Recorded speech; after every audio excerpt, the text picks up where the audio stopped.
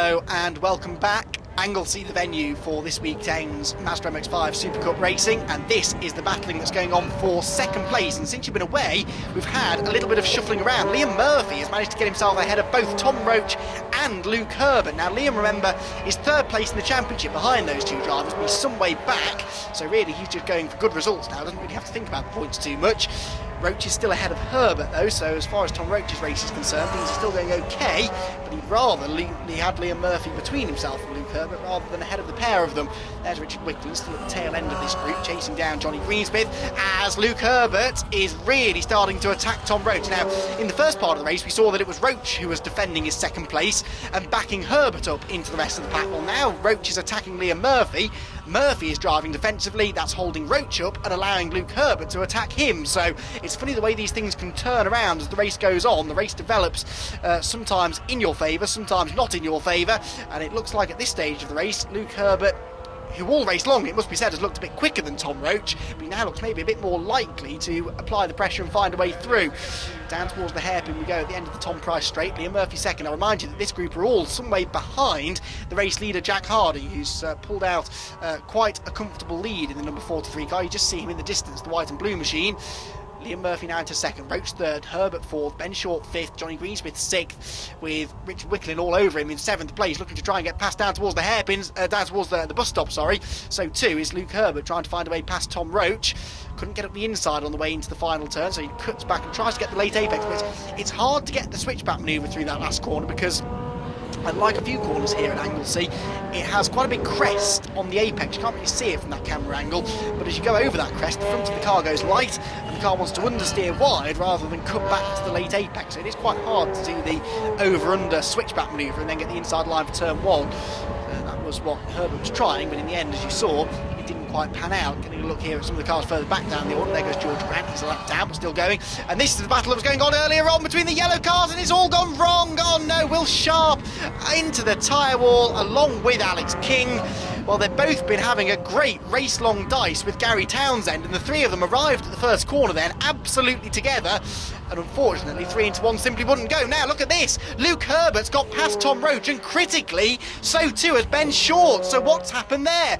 Tom Roach has lost not 1 but 2 places, and crucially, rather than him having a couple of cars between himself and Herbert, Herbert now has got Ben Short between him and Roach. So suddenly this race and the championship situation swings back in the favour of the championship leader Luke Herbert. We didn't see what happened, but somewhere along the line Tom Roach has lost lots of ground. He's now down in 5th place whilst Luke Herbert's in 3rd. Further back, Richard Wickland was all out of shape, and so Nick Dunn might be able to find a way past him as well. That's for 7th position, but the real drama is just up the road from them. Here are that trio dicing over what is now 3rd place, and Tom Roach has a lot of work to do and not that much time left to do it. We're well into the second half of the race now, into the final few minutes. Further back we can see that the white car of Nick Dunn is indeed now ahead of Richard Wickland, whilst Aidan Hills is doing battle just behind as well, trying to hang on to a top 10 place.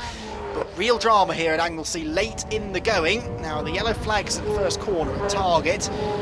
Have Alex King and Will Sharp been able to continue? Looks like, well, Will Sharp has, but Alex King's car still embedded in the tyre wall. Now, can Tom Roach get back past Ben Short? Can Luke Herbert get another place here and get past Liam Murphy? He's certainly latched onto the tail of the number 3 car pretty quickly, hasn't he? He's in prime slipstreaming range now as they head out of church and up the school straight. So we could see Luke Herbert taking even more points out of this race. That is the sign, of course, of a true champion, isn't it? Maximising your points haul on a race that maybe wasn't going your way to start with. Here's Aidan Hills battling with the number 14 car of Jake Bailey towards the tail end of the top 10. Jake looking to the outside on the run up the hill. Sam Tatler is in the blue and green car not far behind them. And look at that, Luke Herbert is now second, so he's gone past Liam Murphy. He must have done it on the brakes into Rocket. Well, Luke Herbert has well and truly turned this race around from what looked like almost certainly he was going to lose some points to Tom Roach. He's now going to beat Roach, and if things finish as they are now, he's got 2 other cars between himself and his big championship rival. Roach doesn't really look all that likely to find a way past Ben Short, does he? Ben, if anything, is getting away from him slightly. So Luke Herbert doing everything he needs to here to extend his championship lead, and we are now very much running out of races in 2017. We're into the final 10 rounds.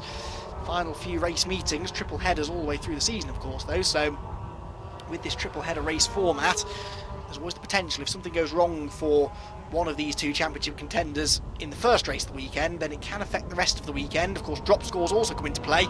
Don't forget that once drop scores have been applied, Tom Roach is actually dropping significantly more points at the moment than Luke Herbert. So Herbert could afford a slightly iffy finish. That would affect which of the races he counted as a drop score. It's all quite confusing, but it just means that drivers sort of, they have a little bit of leeway in some respects. They can afford a bad race or two, they drop those scores, they pretend they never happened, and they don't lose too many points in the championship. So at the moment, Tom Roach is dropping slightly more points than Herbert, so Herbert could have afforded to finish somewhere down the order in this one. It wouldn't really have affected him too much. On board here with the race leader, Jack Harding, we're making our way up towards the top of the hill at Rocket, through the left, then through the right. There is Herbert and Murphy, second and third, Short still fourth, Roach still fifth, sixth place is Greensmith, but Nick Dunn is coming on really strongly in the second half of the race. He's already found a way past the 76 car of Richard Wickland. He's now challenging the number 2 machine of Johnny Greensmith. Johnny, a multiple former Porsche champion, he's also won championships in Mazda MX-5s in the past, but he's never won this championship. Got to winning ways midway through last season, he won again earlier on this year. But the second half of the season hasn't quite lived up to expectations really for Johnny Greensmith. Nick Dunn, though, one of those drivers who, the more races he does in this car and in this championship, the quicker he gets. Richard Wickland using a bit more road than he ought to have done then, coming out of Siemens, just takes the pressure off Nick Dunn. You can see that means that he has free rein to attack Greensmith however he sees fit. Out to the hairpin, down towards the left-hander at the bus stop. They come again, but Jack Harding, already heading through the bus stop, is, I think, about to go on to his final lap of the race. Jack Harding crosses the line, and yes, the last lap board is hung out, and it looks to me as though really the top 5 positions are now fairly static. Tom Roach definitely is losing time to Ben Short. Luke Herbert is pulling away from Liam Murphy. So barring any mistakes or issues for these top 5, this should be the order in which they finish. It'd be great to see Jack Harding back on that top step of the podium. A little spell away from the race wins. Number 43 car though on fine form this weekend here at Anglesey. He wouldn't mind a bit of rain, I don't think, tomorrow. He's gone well in the wet before. Further back, like Liam Murphy in his attempts to try and keep up with Luke Herbert, just dipped a wheel onto the grass coming out of Church Corner, but it shouldn't hurt him too much, unless of course he gets pinged for exceeding track limits. That is one of the key areas that the clerk of course will be keeping an eye on, making sure that drivers aren't driving over the wrong side of those white lines. If you're driving anything green, you're deemed to be exceeding track limits. If you keep doing it, you'll be given a time penalty of 5 seconds, then 10 seconds, then 15, and if you keep doing it, you could be excluded altogether, but that hasn't happened to anyone thus far. It's been a very clean race actually, generally, up and down the field.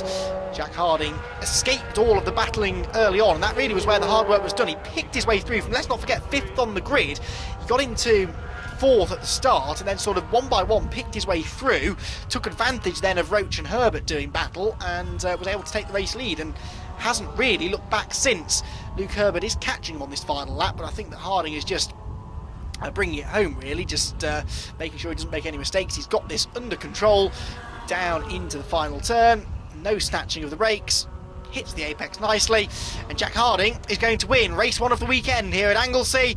He takes the checkered flag, but a brilliant fighting second place for Luke Herbert, and that could prove to be really important come the season's end. Liam Murphy is 3rd, Ben Short 4th, Tom Roach can only manage 5th, and then for 6th place it is just going to be Johnny Greensmith from Nick Dunn and Richard Wickland next in line, and then everybody else filing through. That was Jake Bailey, who got himself ahead of Aidan Hills and Sam Tatler before the end of the race, with Paul Sheard in 12th place. We believe Brian Chandler 13th.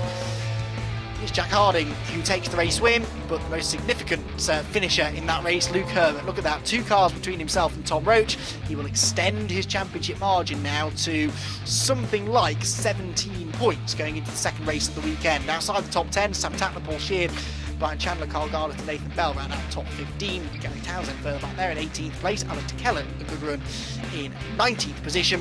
And our only non-finisher was Alex King after his off into the tyre wall. Remarkably, Will Sharp was able to rejoin and still didn't finish last. He managed to finish in 24th position. Jack, a busy first couple of laps, but then after that you walked away with it. Yeah, in qualifying we qualified P5 a second off a pole, so it was looking very doubtful to get the win. I was aiming for a second or a third in that. But we made a change to the car. It's absolutely transformed it. First few laps, I just knew I needed to get past Tom. I made a good move into the last corner, got past him, and then just had to get my head down after that and just try and get a gap while they were battling. Were you keeping an eye in the mirror about what was happening behind, or just focusing on keeping the lead? I was at first, and I kept messing up, so I thought I'd better just concentrate. I sort of like adjusted my mirror and just carried on. And then towards the end, I knew it was getting towards the end, so I looked in my mirror, saw Luke had got through, but I'd backed it off a little bit by then, and Luke started catching me up, but I had it under control, so it was all good. So yeah, just like to thank you to Yorkshire Trade Windows, my main sponsor, and ITG. Fantastic. Well, congratulations once again. Look forward to speaking to you after the next race. Thank you very much. Cheers. Luke, you don't like making racing easy, do you? No, I mean, if pole position, what does that mean? Got a good start into the lead, and then up that back straight with this wind coming down that straight. If someone's in your toe, my God, do you know about it? And I could go left or I could go right, and I had to defend against Tom one way. I thought right was a sensible option to cut him off into the right hander after the left, but Tom being Tom, super late on the brakes, and then I just got forced wide. Robin's racing it at the end of the day, makes it interesting. But yeah, then good race. Liam, I would ask you to sum up that race in as fewer words as possible, but I don't think you can do that. It was such a bonkers race. No, that's it. I think I was down to 5th or 6th on the start, so made it difficult for myself to start with. Got hung out to dry around the hairpin. But yeah, with Tom and Luke, I knew something was going to give. So best thing was to do was just sit there and then hope to keep Ben behind. And then, thank God, they went wide for me. Then I couldn't quite hold into that second as the car had gone off. So yeah, we're quite happy with that. Just a good start to the weekend. Just hopefully build on that for tomorrow.